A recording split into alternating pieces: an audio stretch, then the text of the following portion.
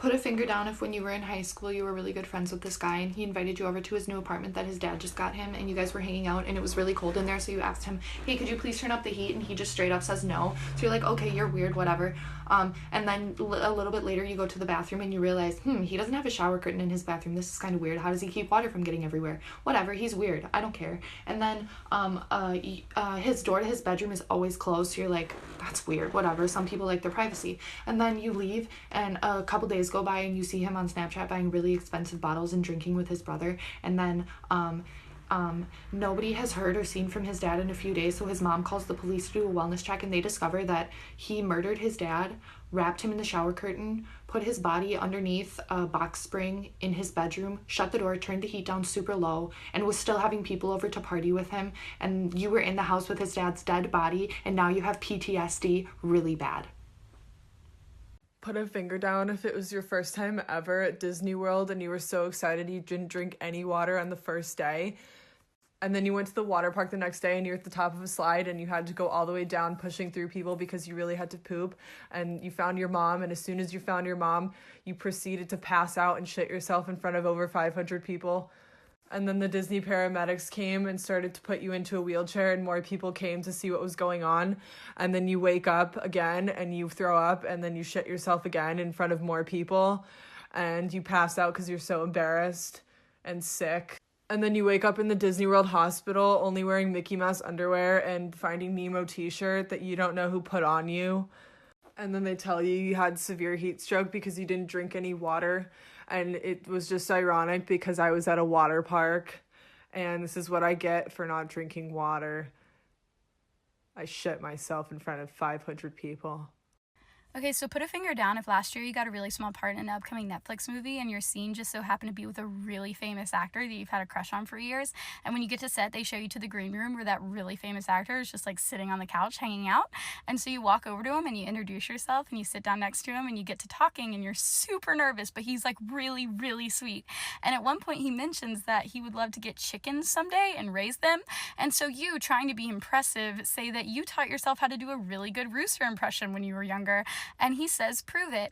And so then you do your rooster impression for Tom Holland, and your rooster impression sounds like this.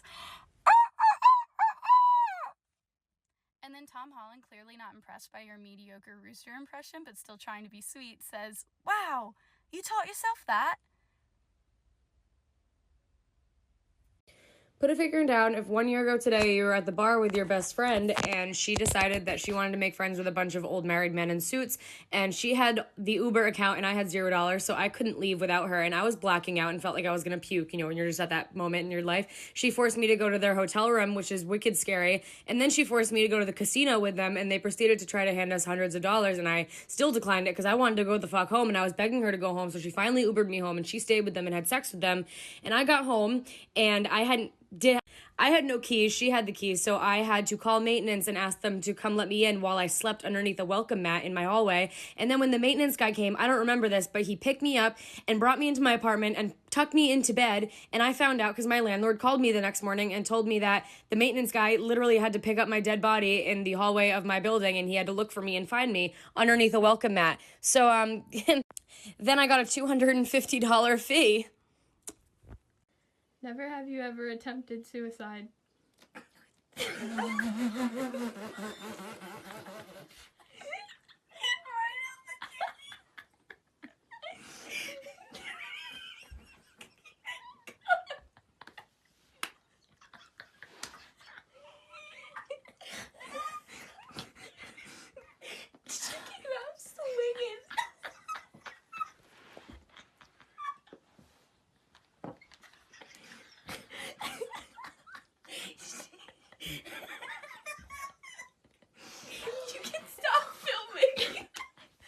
Put a finger down if you went on a family cruise and one of the stops was in Jamaica, and that morning your dad's name was over the intercom and they were trying to find him and no one knew where he was, and you randomly ran into him up at the breakfast buffet and you asked him if he was able to talk to guest services, and he said yes. They told him that if he was to get off the boat that day that he would be arrested by the Jamaican government, and you asked him why, and he said that he was banned from the entirety of Jamaica and he somehow just had forgotten that had happened in his life at some point. and you still don't know why he is banned from the entirety of Jamaica. Put your finger down if you fucking added some bitch on Snapchat because she put on her stupid Instagram story and my Snapchat and you did it even though I fucking told you not to.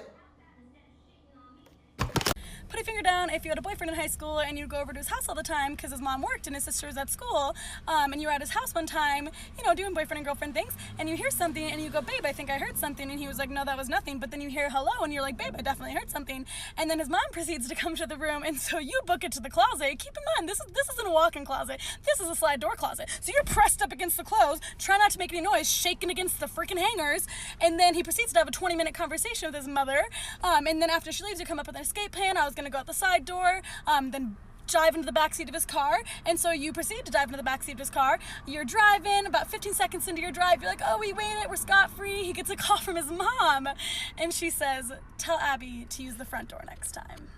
Put a finger down if in high school you got busted and your parents announced they would be drug testing you every fucking day and you had to really stop and brainstorm because getting clean piss for a test or two is no problem, but every day, that's a different issue. You finally decide to take one of the hundreds of THC test kits they had just ordered and test your dog's piss on it. The dog piss works. The test comes back negative, not inconclusive. For the next 6+ months, first thing every morning, you follow your dog outside with a plastic cup. The first few days are awkward and tricky as he is very confused. Both in the first week, he knows the drill. You always have 1 cup of piss on deck and restock after each test. Since you piss for a test almost every single day, it's very cash and your parents just leave a cup out and don't watch you do your thing in the bathroom. Every time, you low-key walk into the bathroom with their cup in one hand and your cup of pee under your shirt. Once in, you mix some warm water in to make it seem fresh and to dilute it. It works for way too long, but after a minute, they figure out you are still smoking when they find your entire DAP set up again.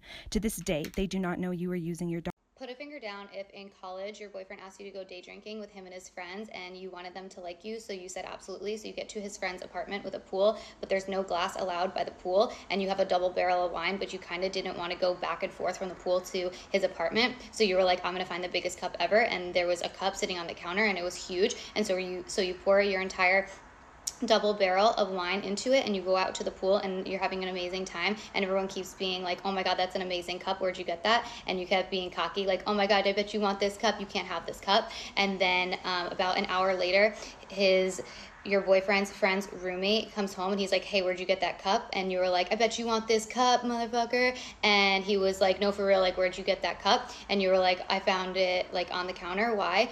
And he said, that's my toilet brush cleaner cup. I was gonna throw that away.